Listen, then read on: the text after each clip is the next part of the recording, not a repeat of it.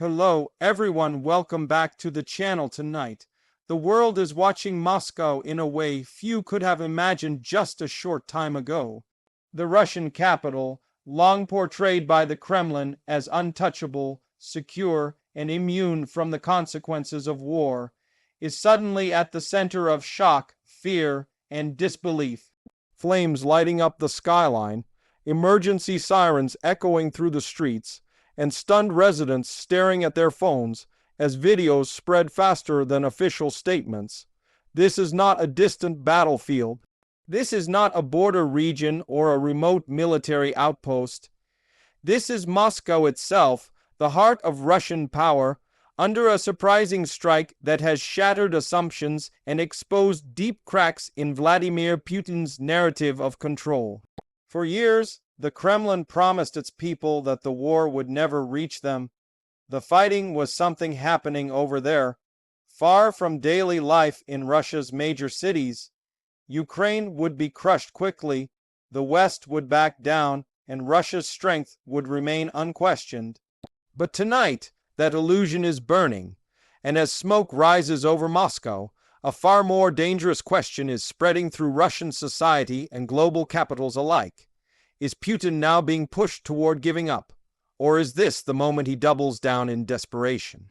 To understand why this strike matters so much, we need to understand what Moscow represents. Moscow is not just a city. It is a symbol of authority, legitimacy, and power. Every parade, every speech from Red Square, every carefully staged moment of national pride is designed to reinforce one idea. The Kremlin is strong, the state is stable, and the leadership is in control. When that image cracks even briefly, the consequences ripple far beyond physical damage. It shakes confidence, fuels doubt, and opens space for questions that authoritarian systems fear most. What makes this strike especially shocking is not only that it happened, but how it happened. Ukraine, fighting for survival against a far larger and better equipped enemy, has repeatedly shown an ability to adapt, innovate, and strike where Russia least expects it. From drone attacks deep inside Russian territory to sophisticated intelligence operations, Kiev has steadily expanded the battlefield. Each time, the Kremlin tried to downplay it, deny it, or explain it away. But as strikes creep closer to Moscow, and now appear to hit the capital itself, denial becomes harder, and excuses ring hollow. According to early reports and footage circulating online, explosions were heard in multiple areas, with fires breaking out near infrastructure sites linked to logistics, communications, or defense-related facilities. Russian authorities were quick to claim that air defenses were activated and that any damage was minimal, but the visuals tell a different story. Flames, smoke, and chaos do not align with claims of complete control. Even if the physical damage is limited, the psychological impact is enormous. For ordinary Russians, especially those living in Moscow, this is a rude awakening. For decades, many believed that no matter what happened on Russia's borders or in foreign conflicts, the capital would remain safe. Now, that belief is gone. People are asking questions in private conversations, in encrypted chats, and even cautiously in public spaces. How could this happen? Why are we not safe? What is the government not telling us? And then there is Vladimir Putin himself. For years, he has built his image as the ultimate strongman, the protector of Russia, the leader who restored order after the chaos of the 1990s. That image is now under direct threat. Every successful strike on Russian territory, especially one as symbolic as this, chips away at the foundation of his authority. In authoritarian systems, perception is power. When people begin to perceive weakness, everything changes. The timing of this strike is also critical. Russia's war effort has been under increasing strain. Casualties are mounting, equipment losses are significant, and sanctions continue to bite deeper into the economy. Despite official optimism, cracks are visible. Military bloggers, once some of the Kremlin's loudest cheerleaders, have become more critical. Families of soldiers are demanding answers. Regional officials are quietly worried about unrest. Against this backdrop, a strike on Moscow feels like a turning point. Some analysts believe that this is precisely Ukraine's strategy. By demonstrating that Russia's core is vulnerable, Kiev is not just aiming for military gains, but for psychological and political impact. The message is clear: there is no safe zone as long as Russia continues its aggression. The war will not remain neatly contained at the edges of the map. It will follow those who started it. But does this mean Putin is being pushed toward giving up? That question is far more complex. On the surface, signs of strain are evident. Reports of internal debates within the Russian elite are growing. Some factions, particularly those tied to economic interests, are increasingly uneasy about the long-term costs of the war. They worry about isolation, economic decline, and the risk of instability spilling into the streets. For them, a negotiated exit, even an imperfect one, might seem preferable to endless escalation. However, there is another side to this equation. Putin has staked his legacy and arguably his survival on this war. Admitting defeat or backing down would not just be a political setback, it could be existential.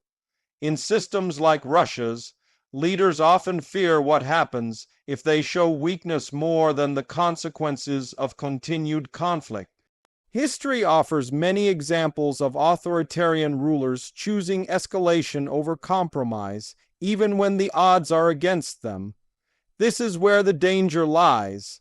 A strike on Moscow could push Putin in two very different directions.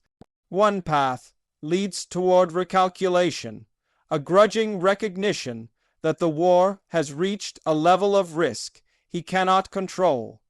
The other leads toward greater repression at home and potentially more reckless actions abroad. Increased missile strikes, harsher mobilization measures, and intensified propaganda are all possibilities. Already there are signs of the latter. Russian state media has gone into overdrive, framing the strike as an act of terrorism, blaming the West, and calling for unity against external enemies. This narrative is familiar, but it also reveals insecurity. When leaders feel confident, they project calm strength. When they feel threatened, they resort to fear and anger. Inside Ukraine, reactions to the strike are understandably different. For many Ukrainians, this moment is seen as a form of long, delayed justice. Cities across Ukraine have endured relentless bombardment, blackouts, and civilian casualties. Seeing Moscow face even a fraction of that fear resonates deeply.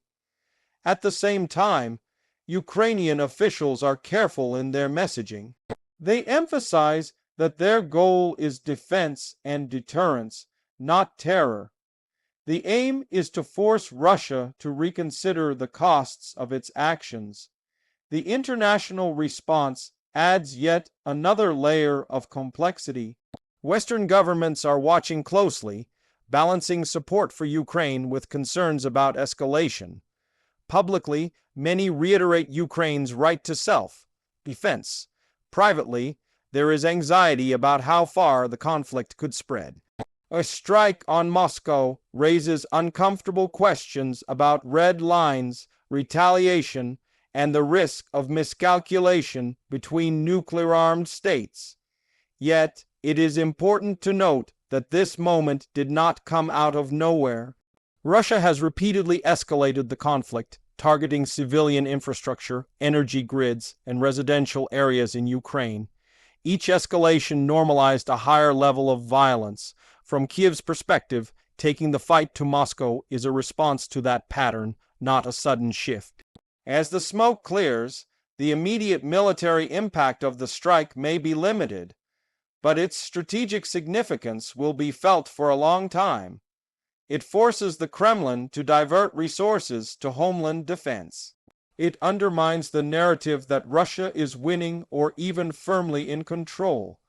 It emboldens Ukraine and sends a signal to allies and adversaries alike that the balance of power is not as one-sided as once believed. Within Russia, the longer-term effects could be profound. If strikes on Moscow become more frequent, even at a low level, public pressure will grow. Fear has a way of cutting through propaganda. People who might tolerate distant wars become far less patient when danger reaches their own neighborhoods. This does not automatically lead to protests or revolution, but it does erode the passive consent that authoritarian systems rely on. For Putin, the coming days and weeks are critical. Every decision he makes will be scrutinized, not just by foreign observers, but by his own inner circle. Does he escalate and risk further international isolation? Does he tighten repression and risk domestic backlash? Or does he quietly explore off-ramps while publicly maintaining a hard line? The idea that Putin might be giving up should not be misunderstood. It does not necessarily mean a dramatic announcement or a sudden withdrawal. More likely, if it happens, it would be a slow, reluctant shift in strategy, disguised as something else, a frozen conflict, a ceasefire framed as a victory, negotiations presented as strength rather than concession. Authoritarian leaders rarely admit defeat outright, but the fact that such questions are even being asked is significant. Just a year ago, the idea of Moscow under threat seemed almost unthinkable. Today, it is reality, and reality has a way of forcing choices. As night falls and emergency crews work to contain the damage, one thing is clear: the war has entered a new phase. The distance between the front lines and the Kremlin walls has shrunk, not just geographically, but psychologically. The sense of invulnerability that once surrounded Russian power is gone. For Ukraine, this moment underscores resilience and ingenuity. For Russia, it exposes vulnerability and uncertainty. For the world, it is a reminder that wars do not stay neatly contained, and that decisions made in the halls of power can come back in unexpected and dramatic ways. Moscow in Flames is more than a headline. It is a symbol of a shifting conflict, a warning to those who believed they could wage war without consequence, and a sign that the end game may be approaching, even if no one yet knows what it will look like. The question now is not whether this strike changes the war. It already has. The real question is how Vladimir Putin responds, and whether that response brings the world closer to resolution or pushes it further toward dangerous uncertainty. Stay with us, because this story is far from over, and the next moves made in Moscow and Kiev could shape the future of the region and the world for years to come.